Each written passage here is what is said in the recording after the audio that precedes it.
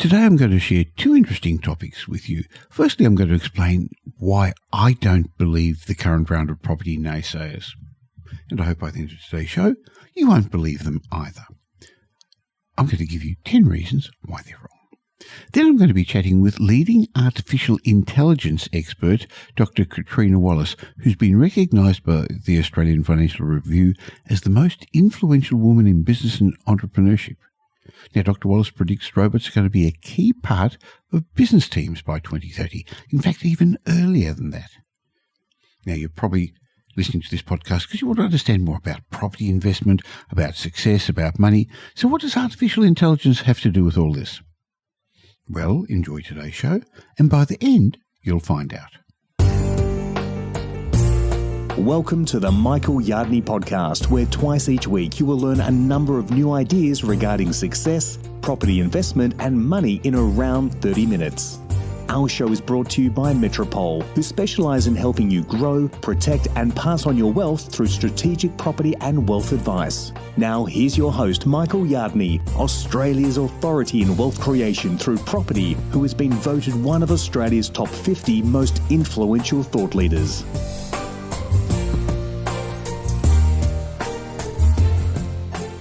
Remember in early 2020 when the media was full of headlines with doom and gloom predictions about Australia's property market crashing? Now, that was just over 2 years ago. A number of predictions and forecasts and financial modelling papers were released, and the information contained in them wasn't good news. No matter which way you sliced it, property prices were going to crash. Some predictions said they could even fall as much as 20 to 30%. Actually, that sounds a bit like today too, doesn't it? But what happened next? Well, the property markets didn't collapse in 2020 or 2021, did they? In fact, the value of almost every property in Australia considerably increased, some by as much as 30%. And over last year, over 2021, in that calendar year anyway, over $2 trillion was added to the total value of the residential real estate market in Australia in that 1 year alone. Now, sure, that was partly due to the fact that credit had never been cheaper, which made the prospect of home ownership more affordable and investment property more affordable than it had been in a long time. And, of course, there were all those various government stimuluses and the bank support packages that helped us through. No one wanted the property market to collapse. So, if property prices didn't crash then, what were all those predictions about then?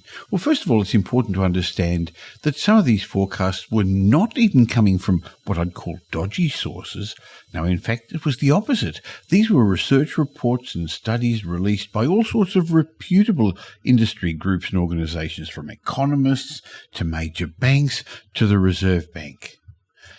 But just because a prediction, a forecast or an economic modelling report's coming from a well-known, a trusted source doesn't mean they're always going to be right. In fact, many economists, research firms and experts are wrong every day. What they're doing is they're taking a set of data and then they're using their expertise and their analysis to make a forecast, which is really nothing more than an exposition of what could happen. Nothing set in stone, especially not when it comes to property, is it? So let's just have a quick look at some of those skies-falling property predictions that didn't come true just in the last couple of years. I mean, I do remember back in May 2020 when the Commonwealth Bank was the first one to come out saying there was going to be a 32% decline in house prices in Australia. Well, that was going to be if there was a worst-case scenario of a prolonged economic downturn. But instead, property values rose strongly in almost all parts of Australia. In fact, the Reserve Bank did some financial modelling and discussed, again, a number of scenarios, but their worst-case scenario back in 2020 was that there'd be a 40% fall in house prices. Of course, the media went crazy with this headline. It was only a couple of years ago. Hey, it sounds a bit like today, which led people to worry about a big crash that never came. And then, as the year went on, the various banks and economists revised their forecasts. So after previously expecting a 10% fall in national house prices over the 2020-21 year, Westpac chief economist Bill Evans revised his forecast to just a 5% fall because he saw that the capital cities in our property markets were were more resilient than they thought. But again, there wasn't a fall in property values. Remember, we were told unemployment would rise to double-digit figures because of COVID, yet it fell to historically low levels.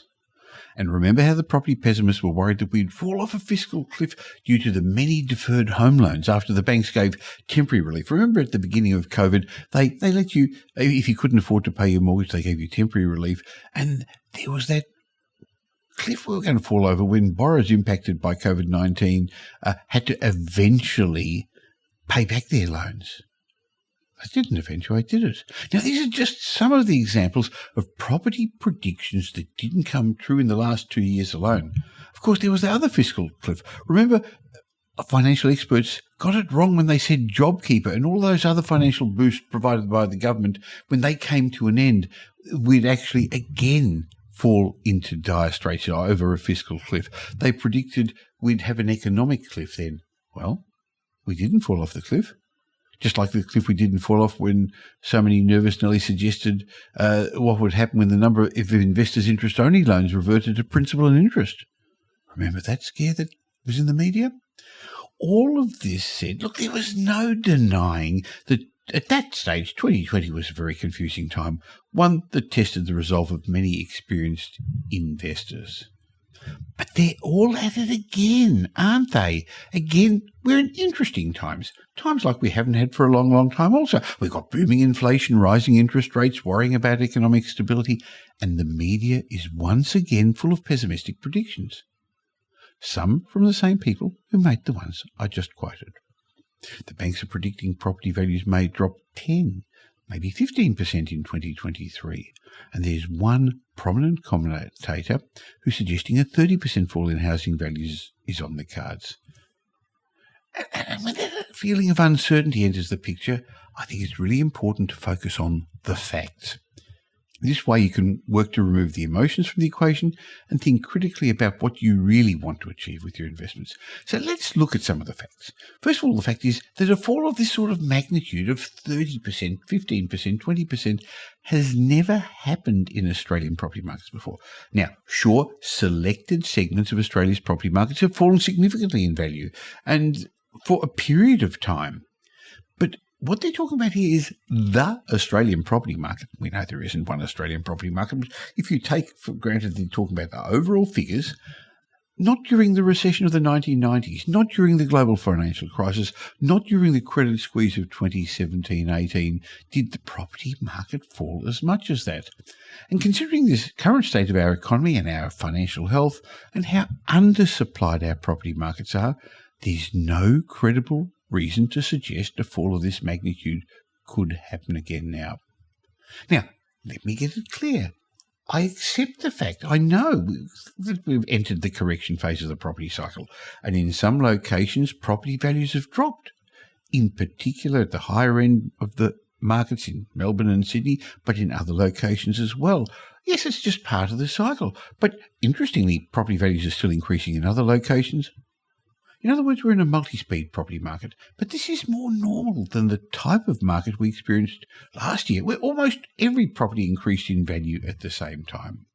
So, while property values will clearly correct in some locations, and as I said, they already have, we're not going to have a property market crash as these commentators are suggesting. For house prices to crash, you need to have forced sellers and nobody there to buy the property. So people have to sell and they can't sell, so they've got to drop the price. And this only happens at a time of high unemployment, when people can't keep up their mortgage payments. But currently, anybody who wants a job can get a job. And with rising wages, it's unlikely we're going to have many distressed, forced sellers. Now, sure, some recent buyers are going to find the higher mortgage costs a financial challenge. But there's likely to be little mortgage stress in Australia. Remember, in previous podcasts I've shared with you that around 50% of homeowners have no mortgages on their homes at all. And most of the other homeowners, those who bought more than a year or two ago, they've got substantial equity in their home, and most of them are months advanced in their mortgage payments. We also know from the recent COVID experience that banks don't want to take over your home. They don't want to be a mortgagee in possession. They don't want to get you into trouble. So what they're going to do, well, I guess they're going to do whatever they need to do to help you if we're going to have a downturn for a while, that could be extending mortgage terms, giving mortgage repayment holidays, just like they did a couple of years ago. And the market didn't crash when that happened, did it? Now, again, if we're looking at the facts about why I don't believe the property naysayers at the moment, another one's the average Australian is wealthier than ever. Over COVID lockdowns, Australian households socked away some $230 billion in excess savings, and it led to a massive war chest of cash and deposits and money in our offsets accounts, which are now slowly being paid down. People are starting to spend their money, and that's great. In fact, that's part of the reason why the economy's done so well and why we've got inflation. But not only does the average Australian have significant savings, surging property values mean they've got a lot more equity in their homes as well, much more than they had 2 years ago. So we are wealthier than we have been for a long time. Another fact to look at is that there's no sign of mortgage stress for the majority of borrowers. Sure, there's been a lot of talk about mortgage stress, and they're using a figure based on a percentage of one's income. But that doesn't necessarily mean that you are in financial stress if you spend more than 30% of your income on your mortgage. I guess one way of looking at it is how many loan defaults there are, and there are very, very few non-performing loans or loan defaults. Sure, some first-time owners have extended themselves, and sure, some investors borrowed too much on the wrong properties. But in general, the percentage of borrowers in real trouble is low. In reality, as I've said already, half of homeowners don't even have a mortgage at all. Those who do are well ahead in their payments. Sure, interest rates are going up, and we know that lower mortgage costs have been a significant driver of property price increases over the last couple of years. And yes, we know that interest rates are going to be hiked, but Reserve Bank Governor Philip Lowe warned us about this, and he's going to bring them back to normal. They can't stay at such stimulatory levels, but even when they do go up, they're only probably going to end up where they were at the beginning of the pandemic, and we weren't having mortgage stress then. If you think about it, when rates rise to neutral, that's going to be, 2.5%, 3%. That's just where they were 3 years ago. But we also know that the banks have been very conservative with their stress testing of loans. So if you had to take a loan out in the last couple of years, your bank, your lender, had the responsibility to ensure you had the financial capacity to service the loan, not just when you took it out, but in the future, even if interest rates went up 2 to 3%. In other words, they did a stress test based on the bank's own appetite for risk, but also on your borrowing capacity and your serviceability. So there's very little risk of most borrowers running into financial stress. If you've tried to borrow money over the last little while, you know how incredibly conservative the banks have been. Now, another important fact, and I've written this up in a number of blogs, and if you don't subscribe to my daily property update newsletter, you really should go to propertyupdate.com.au, where there's some interesting charts about this. But we've shown that rising interest rates didn't make the market fall in the past.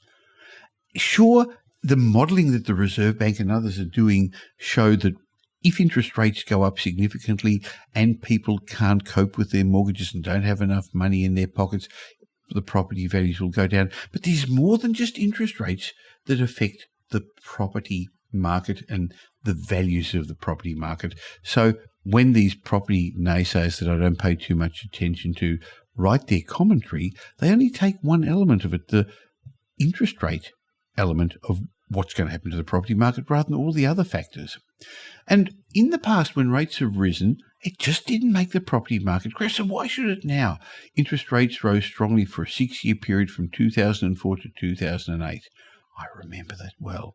And then again from 2010 to 2011 after the global financial crisis, because they dropped interest rates to get us through the global financial crisis, just like they dropped interest rates to get us through the pandemic crisis.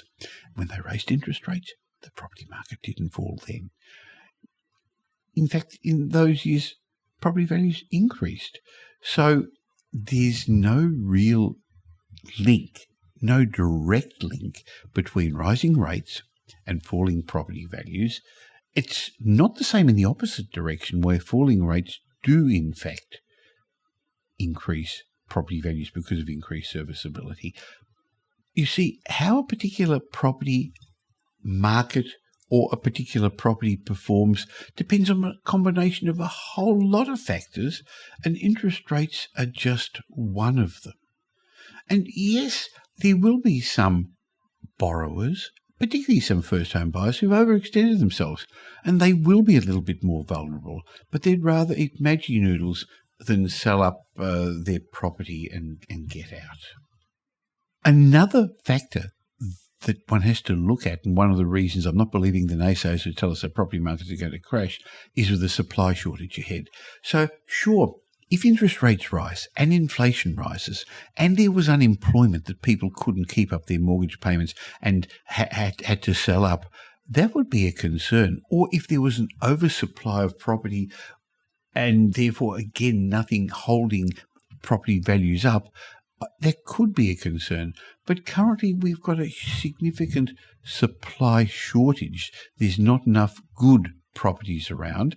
And one way we're seeing this is with the rental crisis at the moment, where even though the pace of house growth has slowed, rental growth's been stronger than ever, and vacancy rates have got a 1 in front of it in most of our housing markets. It's been years and years and years since I've seen anything like this.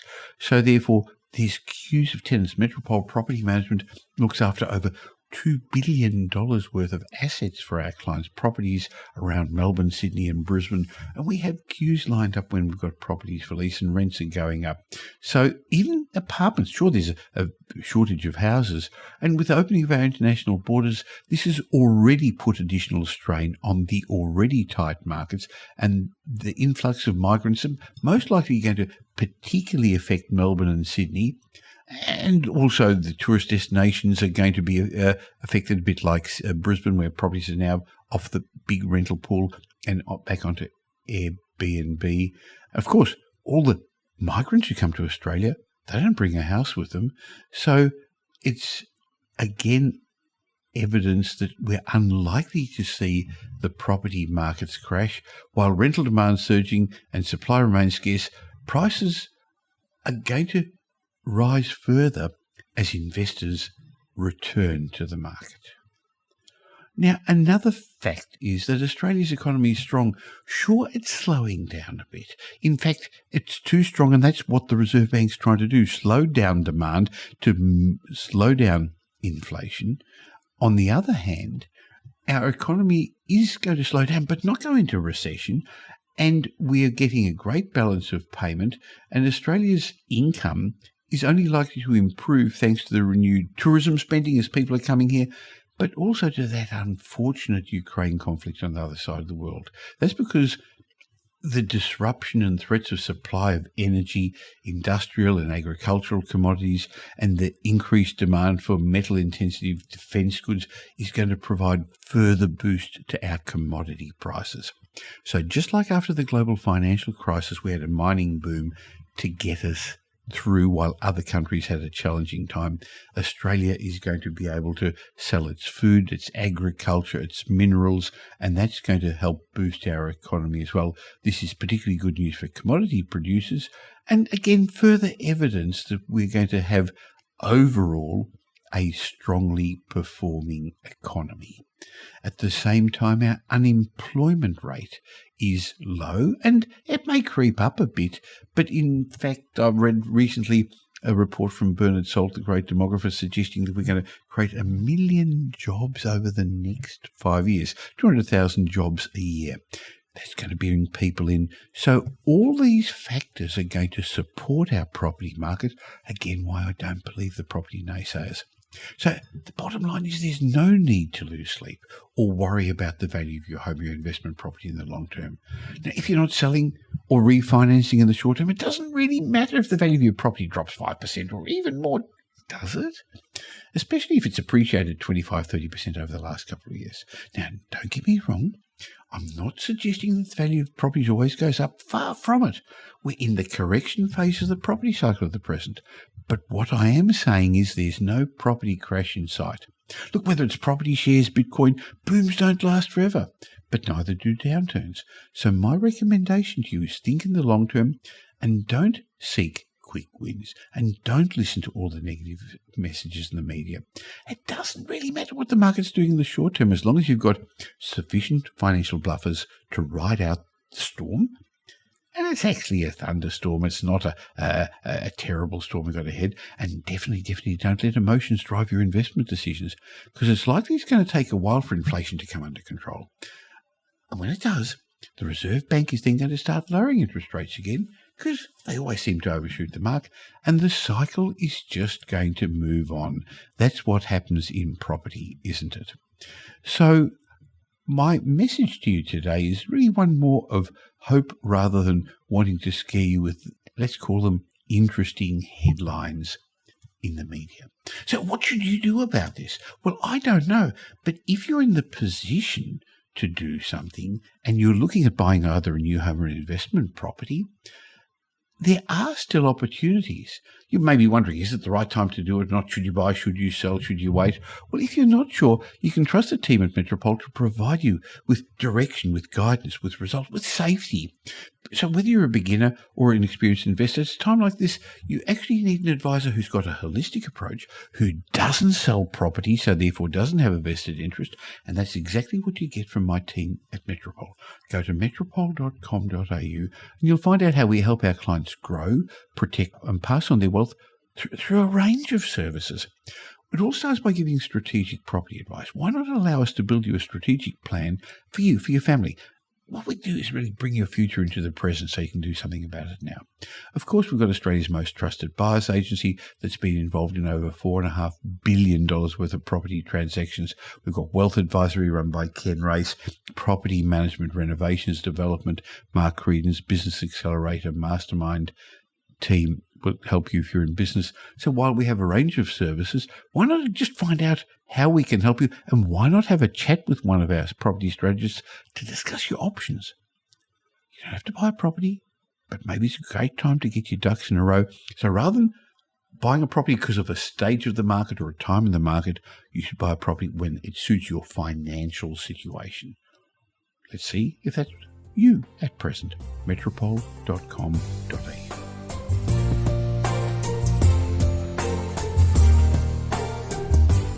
Now, science fiction often portrays artificial intelligence as robots with human-like characteristics, like Google search algorithms or IBM's Watson, to autonomous weapons. Artificial intelligence is today probably known as narrow artificial intelligence, that it's designed to perform a narrow task like facial recognition or internet searches or driving a car. But while AI may outperform humans at a specific task like playing chess or solving equations, what's ahead for artificial intelligence? That's what I'm going to be discussing today with my guest, Dr. Catriona Wallace. Now, she's a leading artificial intelligence expert. She predicts that AI-powered robot colleagues are going to be a key part of business by 2030. And that's going to be one of the things that's going to combat the skill shortage in Australia. Dr. Wallace has been recognised by Australian Financial Review as the most influential woman in business and entrepreneurship. And she's an expert in the field of AI and an adjunct professor and founder of one of the first artificial intelligence companies to be listed on the Australian Stock Exchange. So welcome, Catriona. Hi, Michael. Great to be here. Well, I know you recently conducted research showing that 2022, this year, is going to be a breakthrough year with the global advances in artificial intelligence. So let's start with the obvious question. What is artificial intelligence? Yeah, a simple way to understand artificial intelligence is software that mimics human intelligence. So are we talking about robots? We're talking about software and hardware robots. That's what we're talking about. And remembering that AI, the term was coined back in 1956 at Dartmouth University. We've actually had 70 odd years of development in this field. Is it software on computers? Is it machines that are going to move around? You talk about the emergence of machine mates. Are these sort of semi-humans like we see on the science fiction movies? Right. Well, let's look more at what artificial intelligence is. So mention that it is software that mimics human intelligence. And the most exciting part of artificial intelligence is what we call machine learning. So machine learning is software that can learn on its own account by doing a task over and over again without any human interference or more explicit programming of it. So there's different types of AI, which I'll talk about in a minute. But the way we think of AI is it's 5 components. There's data, there's algorithms, there's analytics, decision making, and then automation. So data, algorithms, analytics, decision making, and automation.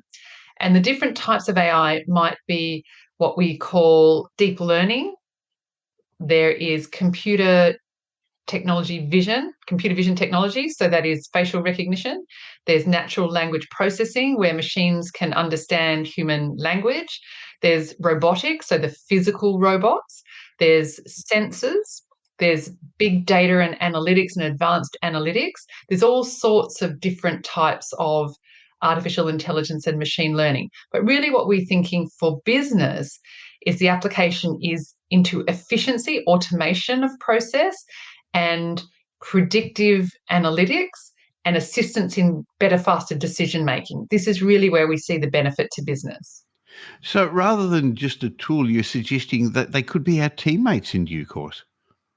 Absolutely right. So I built my business out of the US because the US is about 5 years ahead of Australia.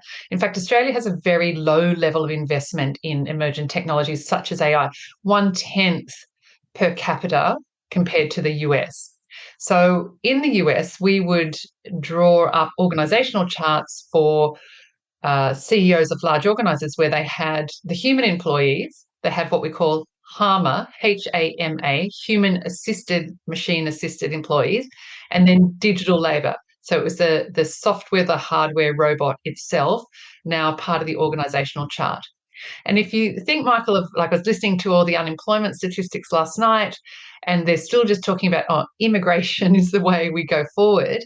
Absolutely, automation and robots augmenting or providing jobs is a thing. So it's more than just the bots when I go on somebody's website and they answer me a list of already predetermined questions. You're suggesting that AI is going to think ahead and actually learn as it goes along. That's correct. And I was speaking to one of a great company. I'm a chair of a venture capital fund called Boab AI, and we focus on AI companies. And this morning I was speaking to one of the companies, Datum. They do asset management, predictive software that helps planning for organizations. So we know that scarcity is the new abundance, and in logistics and supply chain management, it's very difficult. We can see great uses of AI in automating all of the back-end logistics, supply chain, asset management side of things. So digital employees were going to now be valuable co-workers. They're going to work along me to help me in my job more. Should I be scared of that? Am I going to lose my job?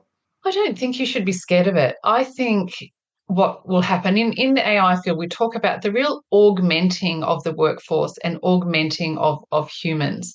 So, for example, what we'll see coming very quickly into the field, which is my area of expertise, is natural language processing robots that act as subject matter experts. So instead of having to ask a human for information, like a subject matter expert, you can actually ask the robot this, because we know in Australia at the moment, every employee spends at least one day searching for information that they can't find.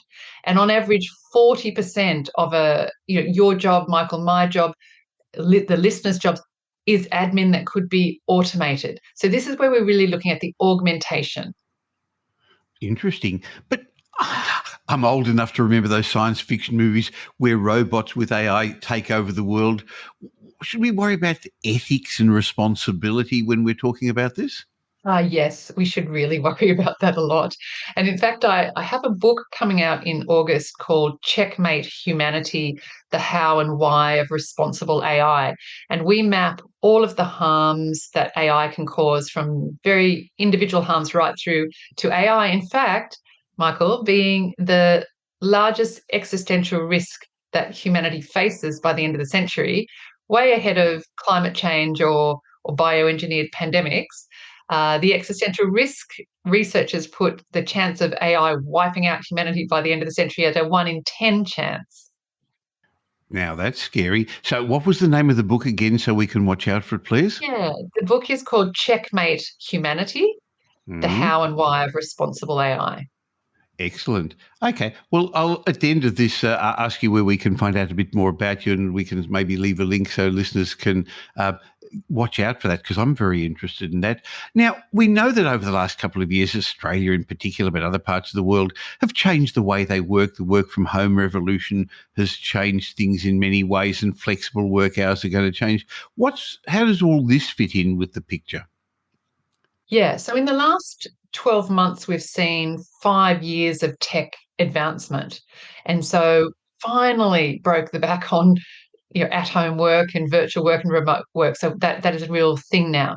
We also interestingly saw the introduction of a version of the universal basic income too, which we associate with artificial intelligence coming when it comes at scale. So just a little statistic in here, Michael. So in the next 2 years, the World Economic Forum predicts that 85 million jobs will be replaced by artificial intelligence and 92 million jobs will be created. Now, 90% of that 85 million jobs will be the jobs of women, minorities, and youth, because they are the entry-level admin, customer service, sales, retail, hospitality, banking, those sorts of jobs.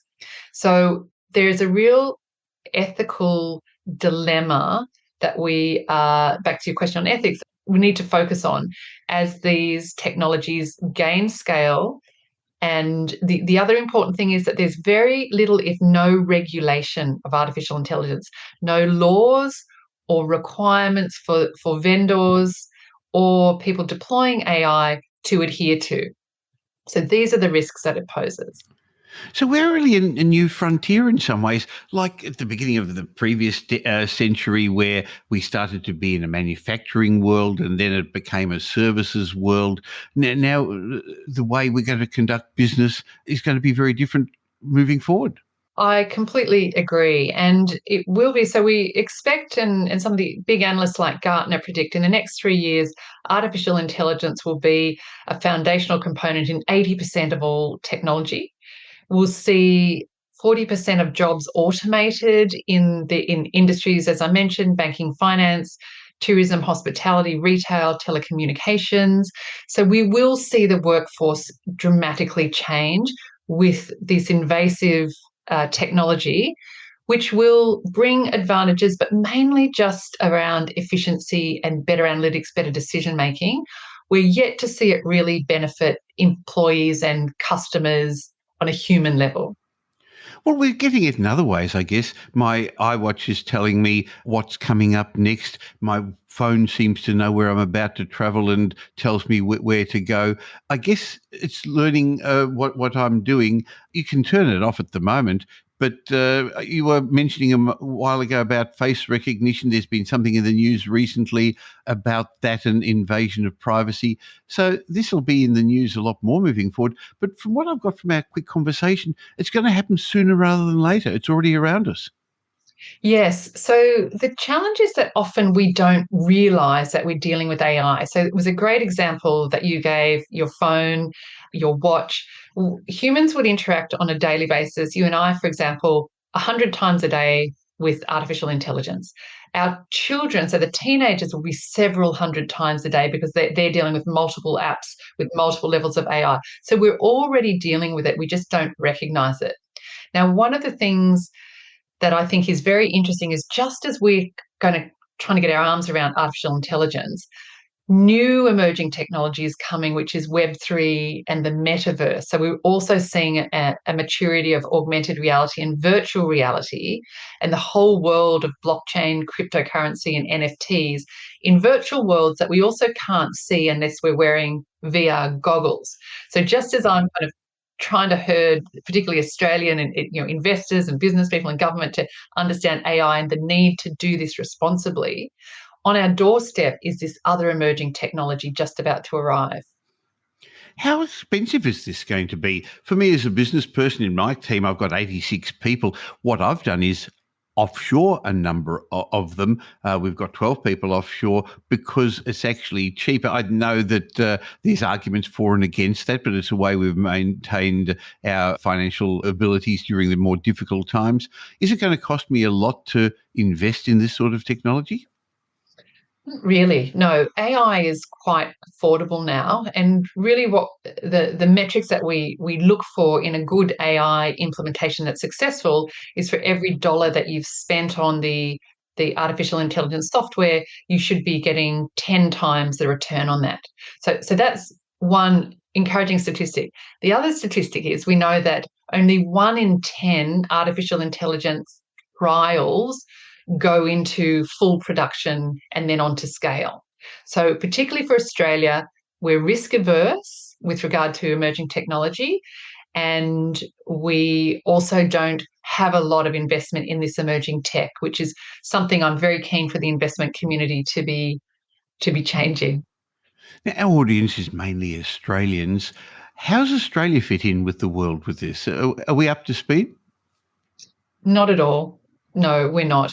We have had very little government support of technology, and particularly the previous government just did not have a technology lens. We might remember that the previous Prime Minister, about a year and a half ago, said that we would be a country of tech adopters, not tech Yes. creators. Yep. So that didn't go too well in the Australian tech community. We're hoping with the $1 billion fund that the Cusick portfolio and the Labor government will provide to technology will start to improve our positioning. But really, we are laggards, Michael. We're not famous for anything.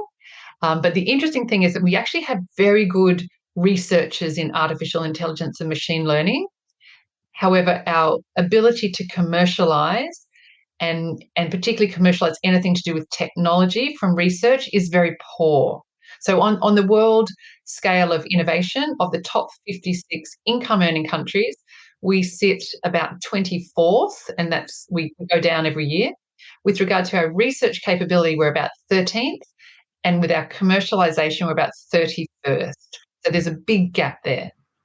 Now, I know reading your research, I was interested to see how it would affect the relationships between employers and employees. Would humans now be seen as second-class citizens over AI? So you wrote a little bit about Be Yourself, Know Me, and My Digital Identity. Tell us a bit about this.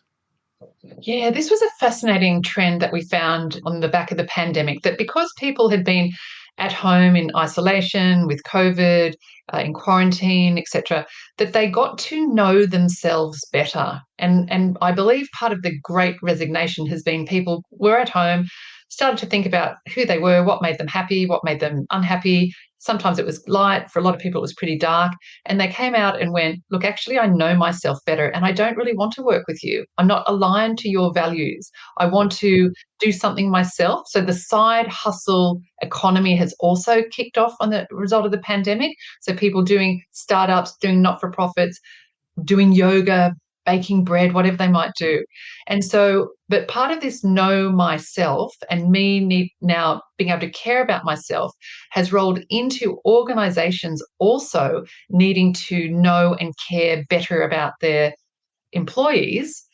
And so with that also comes this concept of hyper-personalization, which is enabled by machine learning. And that is using software that we would often use for our customers to understand them and to know how to sell to them and to provide them offers. We will now see that being offered to employees as organizations try and attract and hang on to their employees. So will the customer company relationship change? How will it be now when I approach businesses who use artificial intelligence? Yeah, well, you Is it mentioned going to an be article. better for me?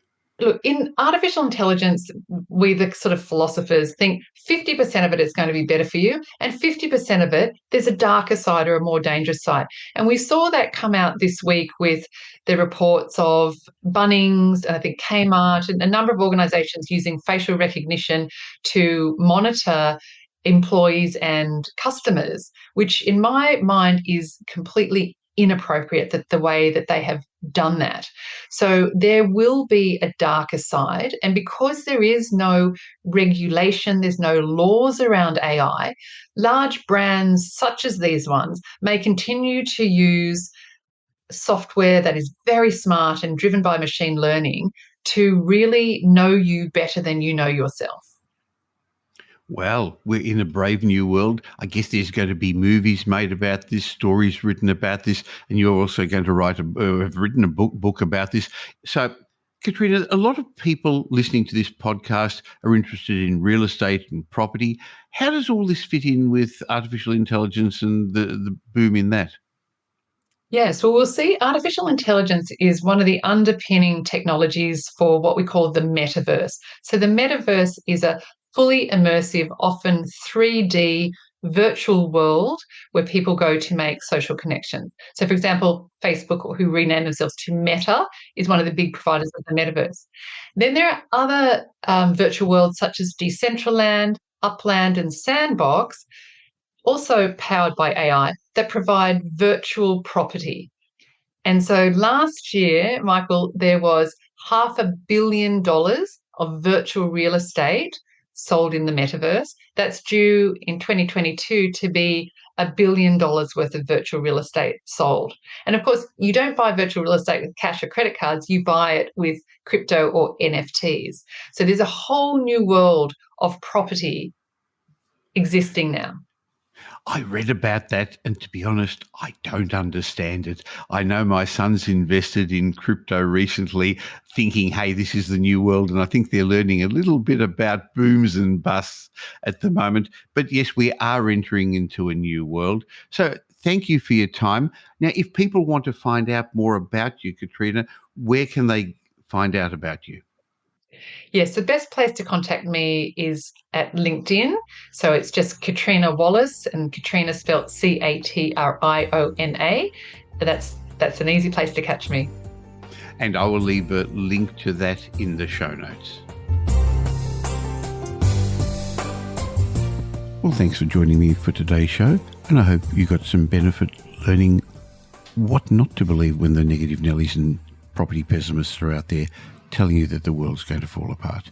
If you've got some benefit and you know somebody else who'd also benefit from this type of knowledge, please tell them about the Michael Yardney podcast. Just tell them, or leave a review wherever you're listening to this, or there's a share button on every podcast app. Just let somebody know about it. You'd be doing them a big favour, and you'd be doing me a favour in my quest to make as many people as financially literate as possible.